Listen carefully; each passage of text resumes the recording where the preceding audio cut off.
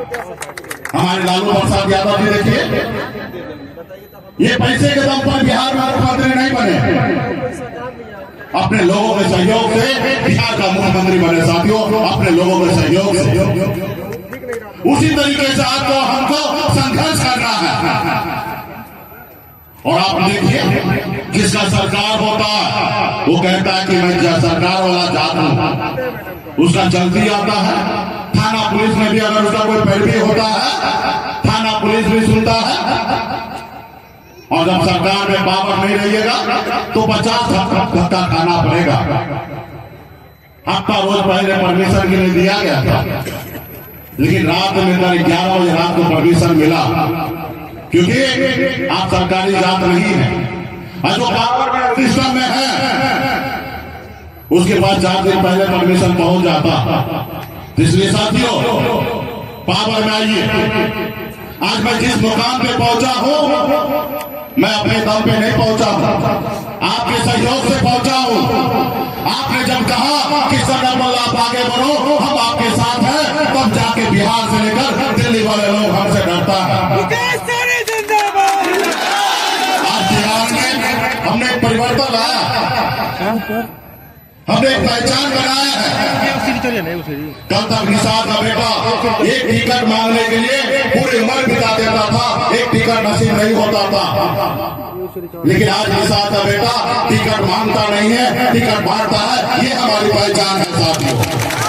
कई ने बंगाल में निषाद समाज के सभी उपजाति, बीर बेदार, मुनिया, मला, चाय, पियर, बनपर, गोरी, निषाद के सभी उपजाति को आरक्षण मिल रहा है।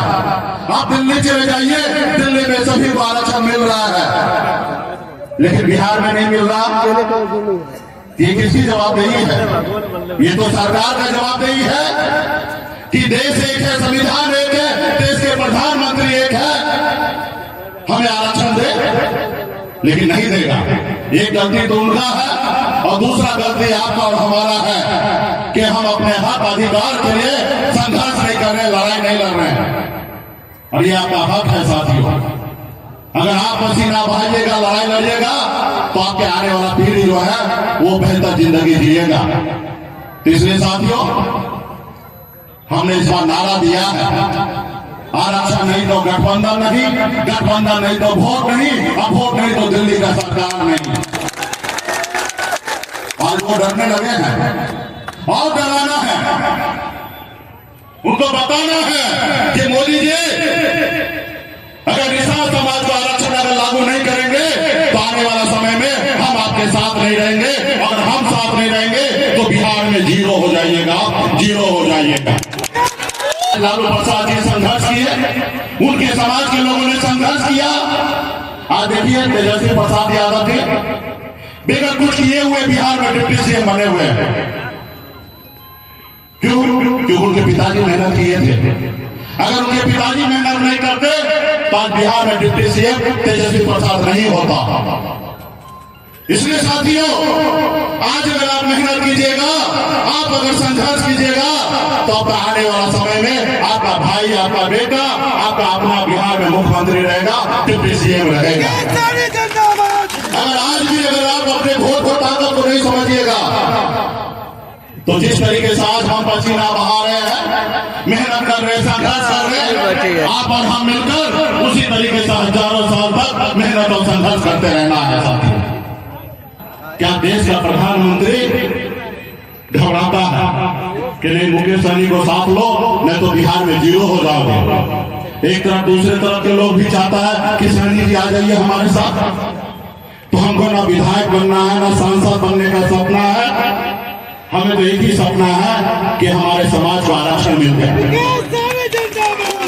हम आरक्षण की लड़ाई लड़ते हैं, लड़ाई लड़ते लड़ते हमने पॉलिटिकल पार्टी भी बनाया है बाबा साहब के समझ कर।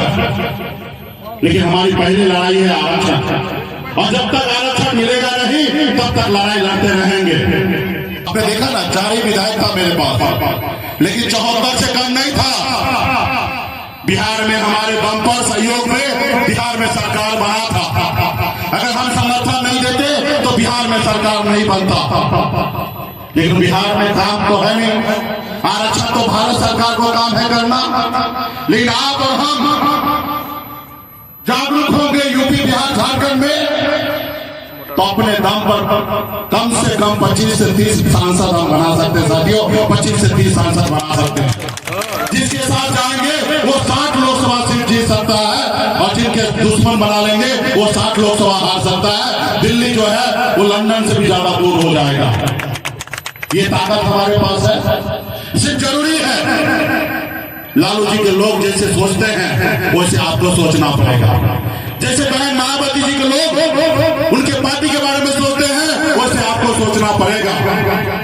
और जिस रोज ये सोचने लगेगा उस रोज आपका 2 दर्जन सांसद होगा और जब दिल्ली में सरकार बनाना होगा तो लोग आएंगे आपके दरवाजे पे कि सहनी जी हमारे साथ सरकार बनाइए। और उस समय आप कहिएगा कि भाई सरकार बनाएंगे, तुम बनोगे प्रधानमंत्री, तो हमको क्या, हमारे लोग के लिए आरक्षण लागू कर दो। तो कहेगा हाँ आप आइए और लागू कर लीजिए। तो ये इसके लिए इंतजार करना, इसके लिए अपने वोट को ताकत को बना के रखना। वो लोग नहीं चाहता है कि गरीब मछुआरा का बेटा सर उठा के जिए। वो यही चाहता है कि हजारों साल से निषाद का बेटा गुलाम बन के रहा, हमारे पैरों तले दबा रहा, ये सर उठा के कैसे जी रहा है। आपने देखा ना, पहली बार 4 विधायक बनाए, अपने लोगों के लिए काम कर रहे थे, लेकिन उसको अच्छा नहीं लगा। वो देखा कल तक जो लोग हमारे खेत में काम करता था आज मालिक कैसे बन रहा है, इसको रोको। अगर मुकेश सहनी को नहीं रोक पाओगे, इसके पास 10% वोट है और ये अगर नहीं रुकेगा तो आने वाले समय में लालू प्रसाद यादव जी के जैसे बिहार का मुख्यमंत्री बन जाएगा। इसको रोको। और इसीलिए उन्होंने हमारे विधायक को खरीद कर हमें सत्ता से बाहर कर दिया। वो नहीं चाहता है कि आप मालिक बनिए, वो चाहता है कि आज तक आप गुलाम बने हैं और आने वाला 100 साल तक आप गुलाम बने रहिए। ये तो निर्णय आपको लेना है कि गुलाम बनना है या मालिक बनना है, ये निर्णय आपको लेना है। ये निर्णय आपको लेना है कि आपके आने वाला पीढ़ी गुलाम बनेगा या मालिक बनेगा, ये निर्णय आपको लेना है। हम तो सर पे कफन बांध करके निकल चुके हैं अपने हक अधिकार के लिए। अभी निर्णय है आपको अपने समाज के हक अधिकार दिलाने के लिए साथियों।